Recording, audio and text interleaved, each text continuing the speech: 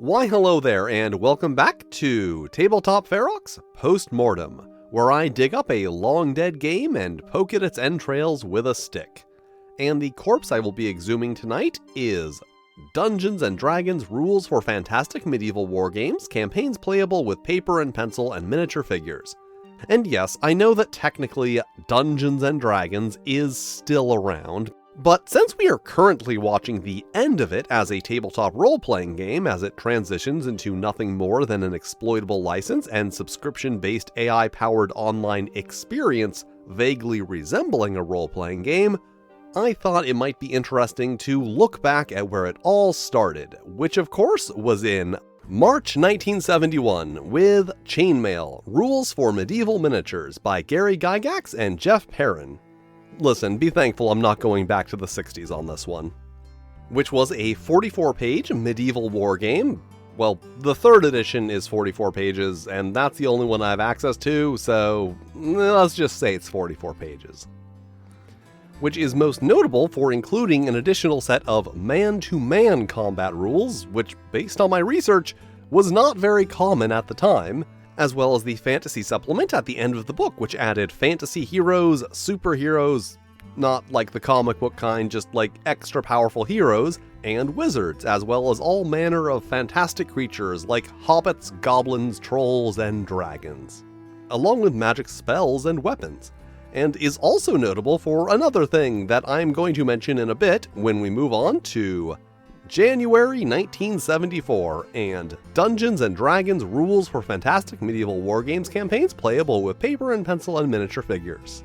Although I will say that I have seen some questioning of that January release date, but that's what everyone else seems to be going with, so I will too, and just in general, the dates are going to be all over the place on this one.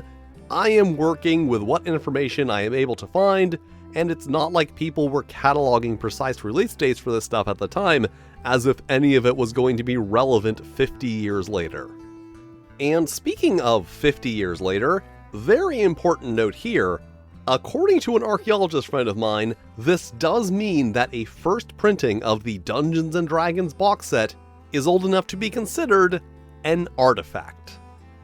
Anyway, the box contained 3 rule books, Men and Magic, a 36-page booklet, and yes, I know the covers and box I'm using aren't from the same printing, deal with it, which contained rules for creating fantasy characters compatible with the chainmail combat rules.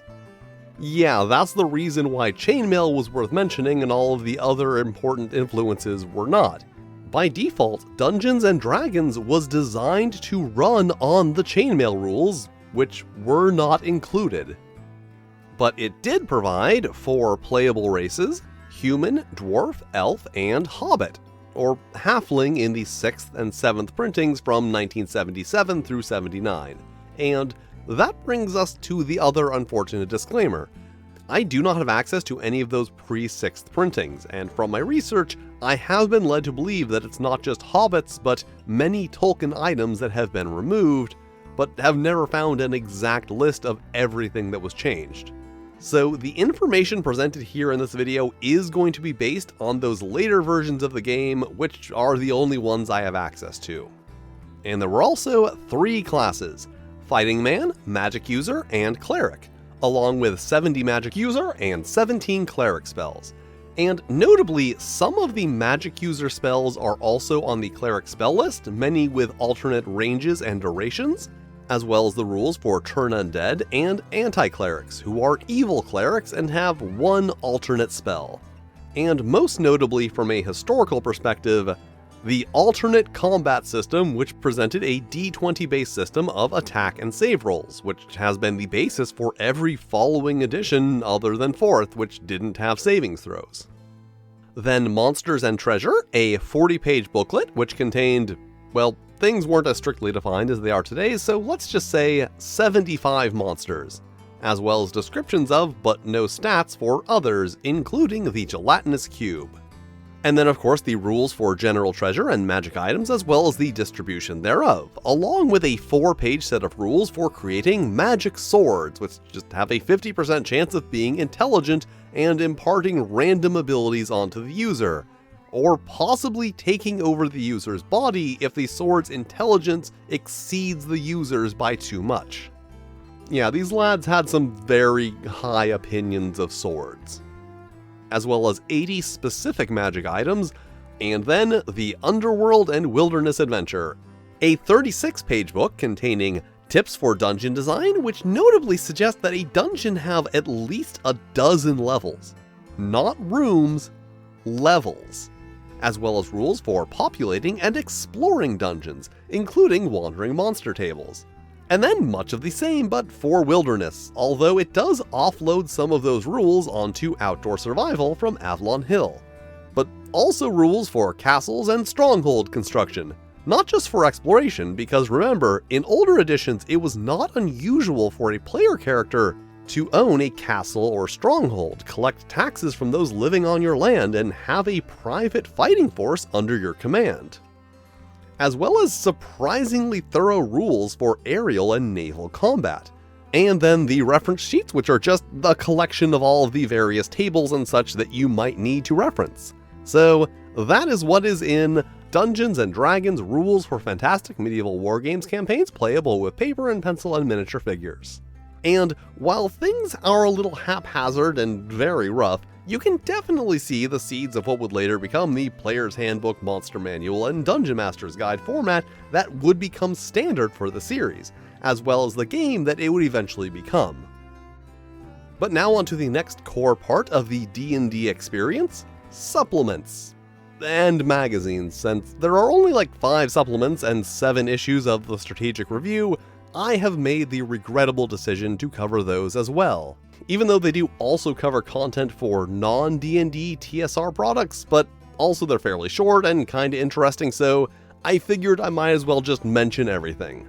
Starting in spring 1975 with the Strategic Review Volume 1, Number 1, a 6-page zine.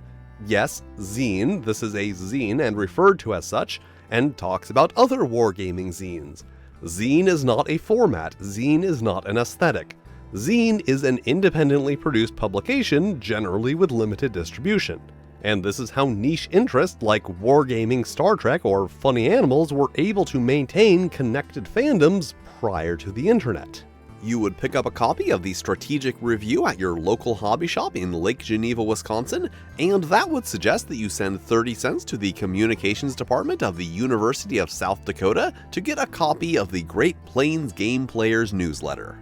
Anyway, the Strategic Review Volume 1, Number 1 presented The Mind Flayer for Dungeons & Dragons, rules revisions for Tractics, a World War II wargame, a half-page article of Gary Gygax defending the fact that spears are the least effective weapon statistically in chainmail, which literally says, a spear is a sharp-pointed weapon with a shaft of considerable length, which undoubtedly derived from nothing more than a pointed stick, and the spear is a weapon primarily of barbaric peoples or poor ones. Yeah, as mentioned, Gary Gygax was apparently very sword-pilled and hated spears. And a random dungeon generation system for solo D&D play, as well as general editorials, TSR and wargaming news, ads, you know, the normal stuff you would find in a zine or magazine, and that is all going to be in every issue, so I'm not going to mention it in every issue, but some of it is somewhat interesting from a, hey, I wonder what was going on in tabletop gaming in 1975 perspective, and I would recommend checking out. But now on to Summer 1975, The Strategic Review, Volume 1, Number 2, an 8-page zine containing rules additions and clarifications for Cavaliers and Roundheads, questions most frequently asked about Dungeons & Dragons rules, basically just some clarifications on the combat, experience awards, and spell preparation, as well as the Roper and Ranger class, an article on different types of polearms along with stats for chainmail, and additional unit organizations for Panzer Warfare, which is another World War II miniatures game. And moving on, this is where things get officially wonky. Sometime in 1975, Supplement 1, Greyhawk. Now I have seen people giving this a date of March, But the spring 1975 issue of the Strategic Review says, Dungeons & Dragons supplement booklets are still high on our priority list, and we should be getting at least one off sometime before Gen Con, which was at the end of August. And then the summer 1975 issue says that Greyhawk should be available about the time this publication is, or shortly thereafter, and was listed as a product you could order from TSR at the time. So unless they got mixed up and published those two issues an entire season early, which doesn't seem incredibly likely, neither does that March 1975 release date. Or does it? Okay, but that out of the way, on to the actual content. Greyhawk was a 56-page booklet, subsequent printings were 68 pages, but supposedly that was entirely due to a change in typeface, and the way the supplements are arranged is a little interesting in that they are broken up into supplementary content for the 3 core books. So for Men and Magic, a new core class, the Thief, as well as the Paladin Fighting Man subclass, as well as expanded options for non-human characters, including higher class limits for characters with high ability scores, and multi-classing rules that actually make some sense, as well as the addition of half-elves. Expanded rules for adjustments based on ability scores, an alternative hit dice and hit point accumulation system which uses different dice per class versus the base system which only used d6s for all characters, new guidelines for awarding experience points for monster slaying, as well as several additions to the alternative combat system, including attack roll adjustments and varying damage for different weapon types, so now a dagger deals 1d4 damage and a halberd 1d10, versus the core rules where they both did 1d6. As well as expanded rules for the effects of combining magic armor and shields on armor class, and new attack types, numbers, and damages for the monsters, including the monsters from the core rules, new ones from this book, and several that are in neither book but are presumably stats for the miscellaneous small and large animals in the core book. And some that might just not be in this book depending on which printing you have, more on that later. And if you're wondering why these are in the Men and Magic section and not in the Monsters and Treasure section, that is because they are considered additions to the alternative combat system, which was part of Men and Magic. Organizing these supplements by core book rather than content type generally did make things worse. Also, there were revisions for certain spells, as well as 50 new magic user and 20 new cleric spells, including 7th, 8th, and 9th level magic user spells and 6th and 7th level spells for clerics, which they did not have before, as well as expanded progression tables for incorporating those new spell levels up to magic users of level 22 and clerics of level 20. Then onto Monsters and Treasure, with 38 new monsters, including many of the most iconic D&D creatures, as well as over 100 magic items. And finally, for the Underworld and Wilderness Adventure, a collection of tricks and traps, such as a box of animal crackers which will spring to life when grasped. For example, a bear might dump a bowl of porridge on the player's head, a giant fox might demand a bunch of grapes or else he'll attack, a lion will attack unless a thorn in his paw is removed, and so on. At least one of the animals will give some treasure and aid of some sort. Ah yeah, the good old days when D&D was a serious hardcore game for serious hardcore gamers. As well as monstrous tricks and combination monsters, which is literally just stuff like a troll with a magic spear riding a purple worm. Literally these two sections are just, hey, here are some things that I thought of that maybe you could put in your game if you wanted to. And then there's also an update to the Wandering Monster tables. And as I said, some of that content is dependent on which printing you have. Supposedly the content was there in the first printing, and then a lot of it somehow got lost in the second, and was never corrected in any of the 11 subsequent printings. The last of which I will have more to say about later. But they did throw in a corrections page in the back, so you can actually have correct stats for homunculi, golems, and beholders, as well as the very important piece of information that hobbits get +3 to attacks with a sling. But now on to Autumn 1975, the Strategic Review, Volume 1, Number 3. An 8-page zine containing 9 new D&D monsters, a monster reference table edition of joke monsters like hippogriffs and weregamers, none of which have actual stats or are useful in any way. And remember, this is autumn, not spring, so definitely not an April Fool's gag. It's just there for some reason and basically is just a wasted page of stuff that two people think is funny, the author and Gary Gygax. Then a recounting of a 5mm Napoleonic war game, which I guess was a thing that they did back then, and when you think about it, is no more weird than reporting on chess matches. The Art of Gunfighting, which is stated to be the first in the Gallery of Gunfighters column, which will present famous gunfighters for Boot Hill. But this time is just a long article about the history of gunfighting in general. Then the Unicorn Song, which is just like the lyrics to a song that someone made up for funsies. And Mapping the Dungeons, which features profiles and listings of dungeon masters, like with addresses where you can contact them and such, which is really weird from a modern perspective and also became a regular thing, so I am not going to mention it again, but it is in every issue I mention after this. And Deserted Cities of Mars, which is a guide to the deserted cities of Mars, presumably for warriors of Mars. So overall, the weirdest issue of the strategic review. It kind of feels like they just forgot about it until the last minute and had to throw in literally anything they had. But now on to Winter 1975, the Strategic Review, Volume 1, Number 4, a 12-page zine, another 50% increase in page count, containing a revisit to Gary Gygax's musing on polearms, along with a handful of new weapons for chainmail, more units for panzer warfare, more rules updates for tactics, the Illusionist subclass for Dungeons & Dragons, a 3-page article on Solyani names for Empire of the Petal Throne, the Clay Golem for D&D, Ion Stones, and background and stats for Doc Holliday for Boot Hill. And this is going to be very relevant in a bit. The Strategic Review goes bi-monthly next issue, and states, don't forget that the next issue will be along about 1st December due to the new bi-monthly schedule. And if you are thinking that the timeline of the December issue coming out 2 months after the winter issue doesn't exactly line up, I will be getting to that. But now about that December issue. December 1975, the Strategic Review, Volume 1, Number 5.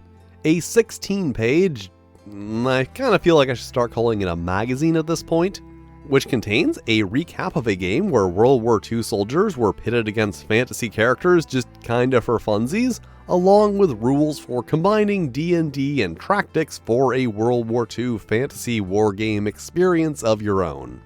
Some new magic items, a very detailed recounting of a Don't Give Up the Ship tournament game from Gen Con 1972, remember this is 1975, modern weapon stats for tactics, and in the Gallery of Gunfighters, Ben Thompson background and stats for Boot Hill, and D&D stats for the Rakshasha, Slithering Tracker, and Trapper. But now, things are going to get wacky again, very wacky. So, as mentioned earlier, we have a spring, summer, autumn, winter, and December issues of the Strategic Review, so let's try to sort that out, assuming that each issue came out at the beginning of their respective seasons, and that Greyhawk was released around the same time as the summer issue. And then we'll start by nailing down some dates that I definitely do know. The December issue came out in December, or rather the winter issue assumed it would, so for these purposes, it definitely came out in December. Then Gen Con 1975 took place August 22nd through 24th, and Origins July 25th through 27th. And then in the autumn issue it says, meanwhile we are getting ready to run some D&D tournament games at Origins 1, and also basically come by and see us at Gen Con. So they definitely wrote that before Origins and intended for it to come out before Gen Con. But if the autumn issue came out in autumn, that seems unlikely. However, if we consider the possibility that they didn't really know what they were doing and or were copying someone who didn't know what they were doing, and that when they said spring, summer, autumn, and winter, they actually meant first, second, third, and fourth quarter, the dates suddenly line up. The autumn issue could have been reasonably written in June when they are preparing for Origins, and then published in July with plenty of time before Gen Con. The December issue comes out 2 months after the winter issue, as they specifically stated it would, and most importantly, it even makes that March release date for Greyhawk possible, as they said it may be ready about the same time as the summer issue, and it's entirely reasonable that it could have come out a little earlier than expected. So maybe these are the correct dates for these things? Maybe they aren't. I don't know, and let's be honest, they probably didn't keep an incredibly strict release schedule with those first 4 issues. Like, the winter issue even says that it's late, along with Blackmore and several other projects. And then the December issue states that Blackmore is held up at the printer still, and hopefully by the time you read this, it will be available. So let's just assume that their hopes came true, and December 1975, Blackmore. A 56-page booklet which added 2 new subclasses, the Monk-Cleric subclass and the Assassin-Thief subclass. And notably, Rangers are mentioned in this book, which is a big part of why I'm treating the strategic review content as official, because some of it is later referenced in the supplements. But back to Blackmore. Hit location rules, including hit location, hit point allocation by body part, and specific body part damage rules for 6 different creature body types, and rules for factoring in the height difference between attacker and target, as well as weapon length, into those hit location rules. And if you have not seen my last video, I did fully cover those hit location rules in all of their ridiculous glory. And also attacks and damage for the new monsters, and speaking of, 40 new, mostly aquatic monsters, although some of them are not listed in the new attacks and damage for the alternate combat system because they were some of the miscellaneous giant animals listed in Greyhawk, and a list of what is maybe monsters appropriate for aquatic adventures and aquatic variants of monsters. There is absolutely no label of any kind on this section, so I'm just kind of guessing about what it is. It is just a section at the end of the monster list that tells you nymphs or dryads, kobolds live in air-enclosed cave complexes connected to the surface by tunnels, and to see the D&D book for gelatinous cubes and Greyhawk for ropers. Incidentally, gelatinous cubes are not in the core books, they are in Greyhawk, and ropers are not in Greyhawk, they are in the Strategic Review Volume 1, Number 2. A mistake that seems very difficult to make. Anyway, there are also 14 magic items, several of which are aquatic themed. Then to the Underworld and Wilderness Adventure section, where you will find the Temple of the Frog, which is the first published tabletop role-playing game adventure, probably. As well as rules for underwater movement and combat, and underwater hazards, plus underwater and sailing random encounter tables. And you might be thinking, oh, that weird list of aquatic variants and random monsters must have been for the Temple of the Frog or the aquatic encounter tables, and they just got put in the previous chapter with no context for dumb editing reasons. And no, none of those monsters are ever mentioned again. It doesn't ever even say that Lacedons are aquatic ghoul variants. That is something I only know from later editions. Specifically, Box of Flump, which was one of the first modules I ever ran. I know. Shocking. But back on dry land, rules for sages, which are weirdly thorough for what is functionally a high-level hireling, because according to the internets that I have read, it was originally written as a character class and then rewritten and downgraded to an NPC in editing, which, if true, is very unfortunate because technically every class introduced in original Dungeons & Dragons has persisted in some form through 5th edition. Well, excluding some that I'll mention later, but there's a good reason for those. And it's very interesting to think of how the game might have developed differently with the inclusion of a character class that would be very difficult to make entirely combat focused, as they did with every other class. I'm not saying they wouldn't have tried, just that it would have been a challenge. And finally, rules for disease with 13 diseases. But now back to magazines and February 1976, the Strategic Review, Volume 2, Number 1. A 16-page magazine with the introduction of the good/evil law/chaos alignment system that you all know I hate so much. And if you are not up on the original game, the alignments were just lawful, neutral, and chaos. There was no second axis. A new semi-regular zine review column that, spoiler, I don't think they ever did again. A short story. A lengthy introduction to Fight in the Skies, a new World War I aerial combat game from TSR. Rules updates and solitaire rules for War of Wizards. The Bard class, along with a selection of magic harps. Experimental bravery rules for Boot Hill, which, considering that the version I have includes those rules, was presumably a successful experiment. New rules for the board game Dungeon. An extensive sales pitch for the game Ancient Conquest, and corrections for Greyhawk, specifically the missing information that would later make its way into the corrections page.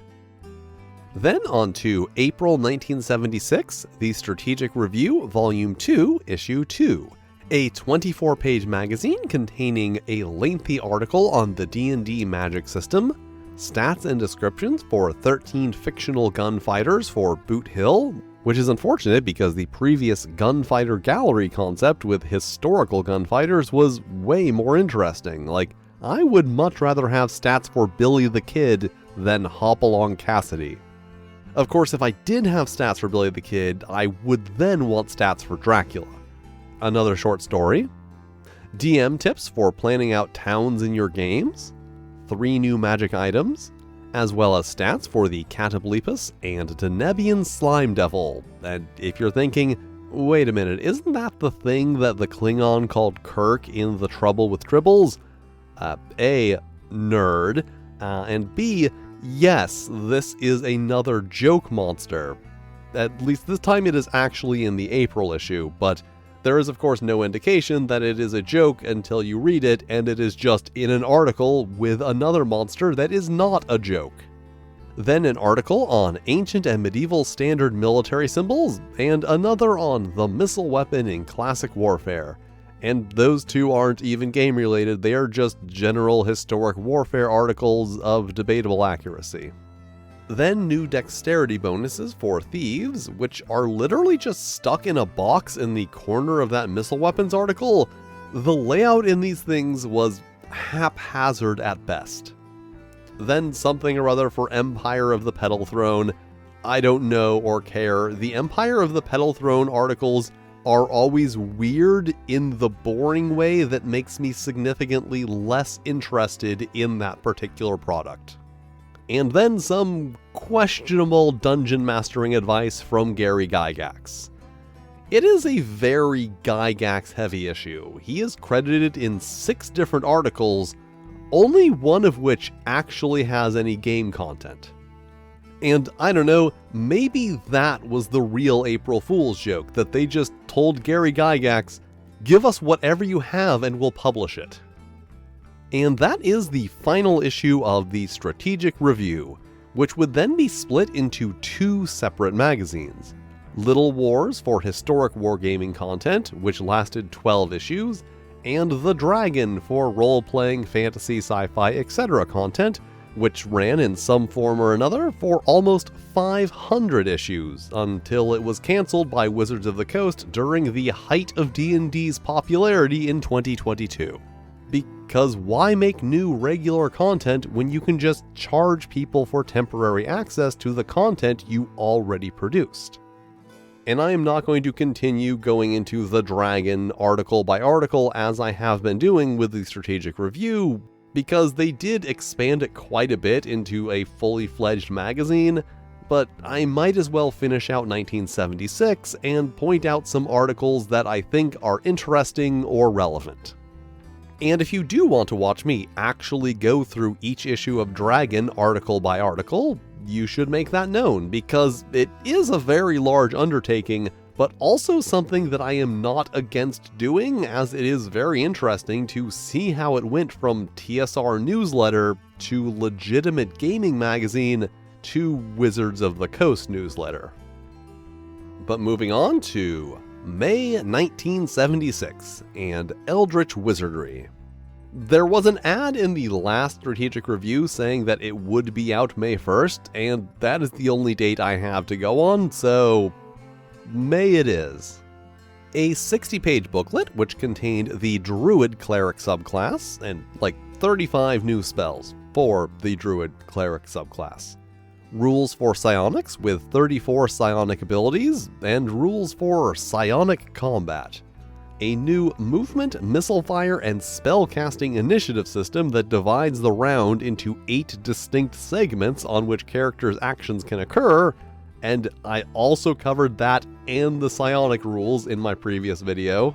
And as always, alternative combat system rules for the new monsters, which are introduced before the monsters because, as I said, they chose to arrange these things dumbly. And then psionics rules for the existing monsters and 18 new demonic and psionic monsters.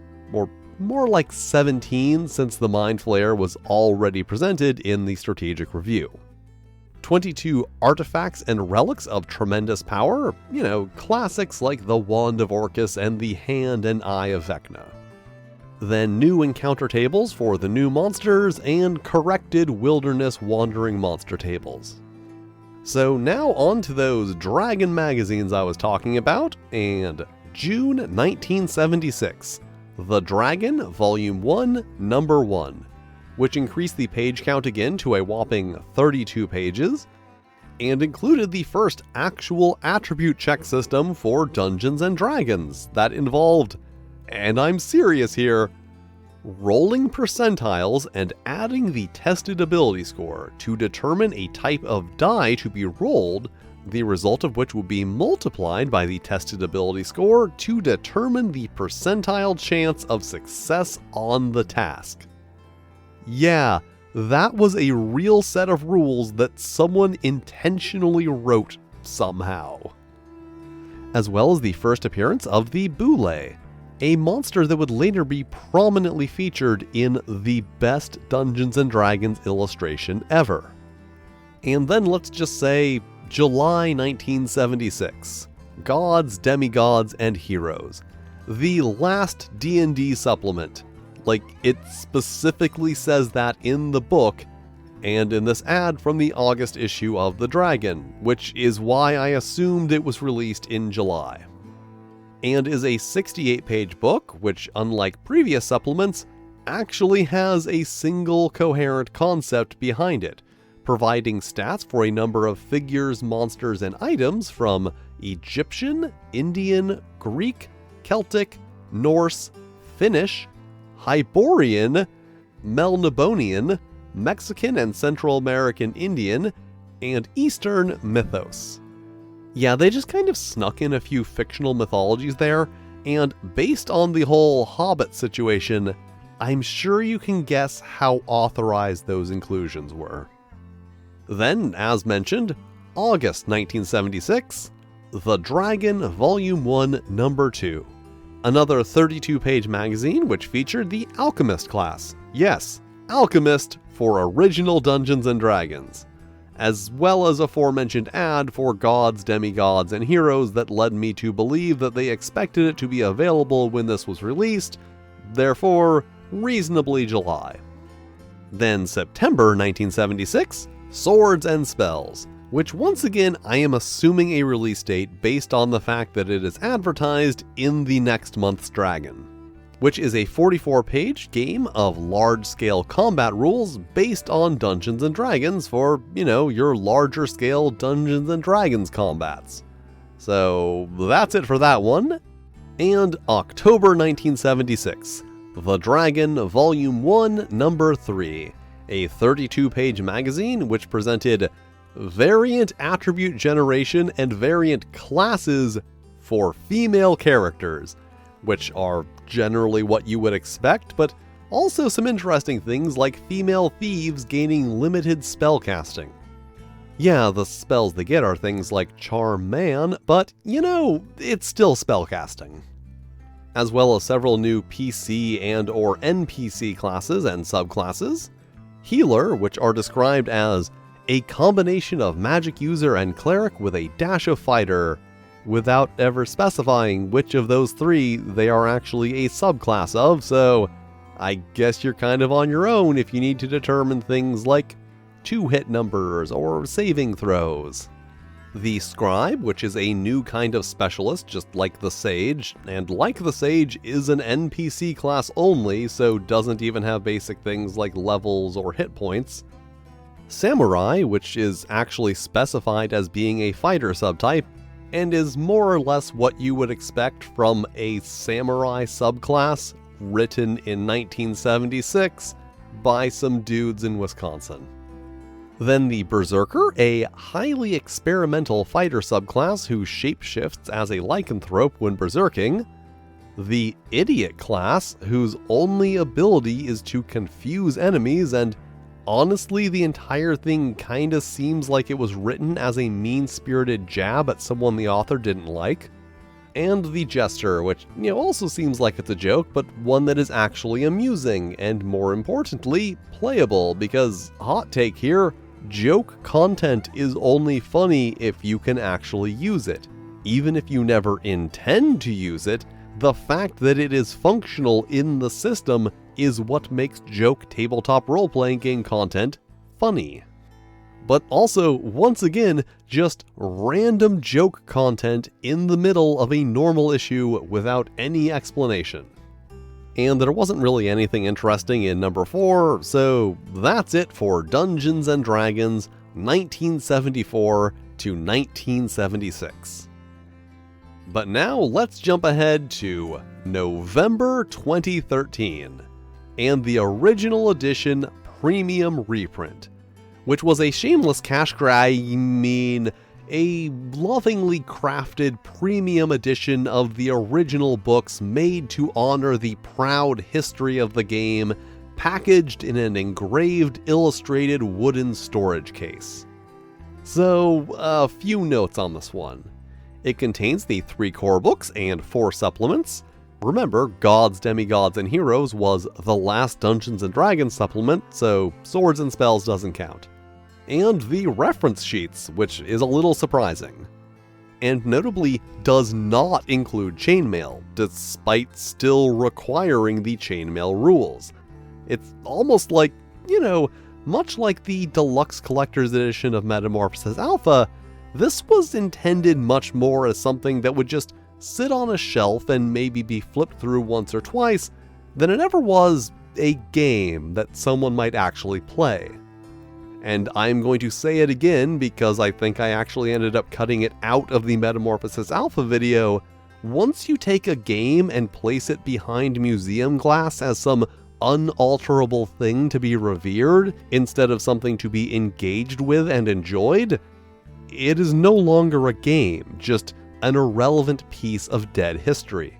And honestly, the way the Wizards of the Coast put this thing together makes it very clear that that is the way that they want you to see it. Anyway, as for changes, each book has been given a new cover, which are mostly reinterpretations of the original edition covers, with the exception of Gods, Demigods, and Heroes, presumably just to be more thematically European, and Eldritch Wizardry because they are cowards. However, inside they are all mostly unchanged, including all of the female-presenting nipples in the artwork. There are some small corrections and tweaks in the layout that sometimes make things better and sometimes make things worse, and most importantly, from a legal perspective, the removal of all remaining references to hobbits and other Tolkien-esque things, because I believe the supplements never got dehobbified up until this point.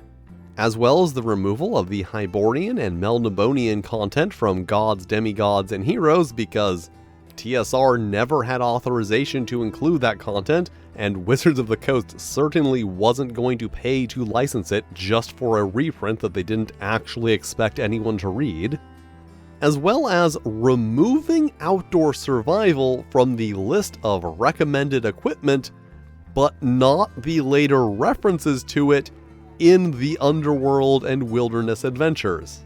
Because as stated, this version of the game was never really intended to be played, so being clear that this outdoor survival that they keep referencing is a different game from a different publisher isn't really that important.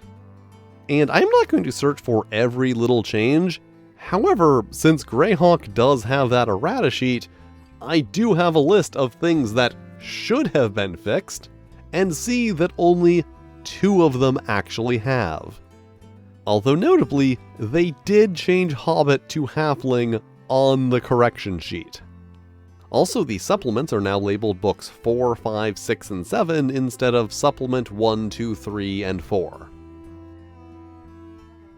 And that is it for Original Dungeons & Dragons, the only edition of Dungeons & Dragons that I will do one of these videos for.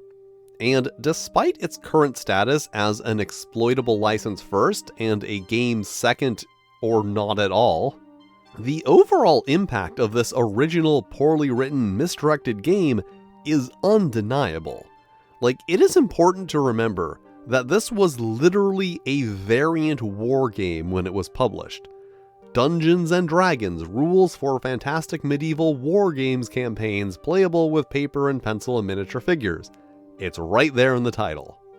But what exactly made Dungeons & Dragons so special? What made it a new type of thing?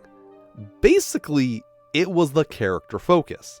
The revolutionary thing that Dungeons & Dragons did was, instead of giving you just a bunch of generic guys, it gave you rules to make your own little guy. And then take that little guy on adventures, earning experience and seeing your little guy grow and get stronger. Like, even Chainmail when it came out was notable for including a guy versus guy combat system instead of just squad versus squad. And I think this excerpt from the foreword to Boot Hill actually sums it up quite nicely. These rules are aimed at enjoyment on a plane unusual to wargaming, the individual and personal. Rather than commanding hordes of troops, players typically have a single figure, their character. That was a concept that was worth explaining in 1975. And yes, it wasn't the first game to ever do that, but it is the one that really popularized that individual and personal investment in character, game, and narrative that people for some reason like to imagine didn't exist until the 90s. Also, wargames were very historically oriented, largely by history nerds for history nerds. Fantasy wargames were not really a thing. The fantasy supplement in Chainmail was a big deal because you could have trolls and dragons in your medieval wargame. And only a few years before then, the very idea of a medieval wargame was also somewhat novel. And according to my research, even the concept of a supplement was a new idea at the time. Games would release new, revised, and expanded editions, but didn't just release new books with additional rules. Like, Dungeons & Dragons didn't just invent a new type of game, it significantly changed the type of game that it started as. Games like Warhammer would probably not exist or be very different if not for the innovations in Dungeons & Dragons: Rules for Fantastic Medieval Wargames Campaigns Playable with Paper and Pencil and Miniature Figures. Like, I'm not saying that this game was made by great people with admirable motivations, just that there actually was a point in time when it was deserving of the attention it was getting. And thank you for watching. If you want more of my special brand of wit and insight, you can follow me on Blue Sky, Twitter, even Tumblr. Especially Tumblr. There are links in the description. And extra special thanks to my Fight and Flail Snails, Broken Unicorn, D-Stex, Hasterfan, Randy Mulholland, Renee D, Sean Betts, Stephen Kramer, and Toshiro Kuro. If you'd like to be cool like them, check out my Patreon. Also, channel memberships are now a thing, so you can check those out too. But if you don't want to do that, that's cool too. You can still hit all the lovely buttons, like, subscribe, these other videos that the dark, unseen hand of the YouTube algorithm has lovingly selected for you, which I am sure are lovely videos that you will also enjoy. And I will see you next time.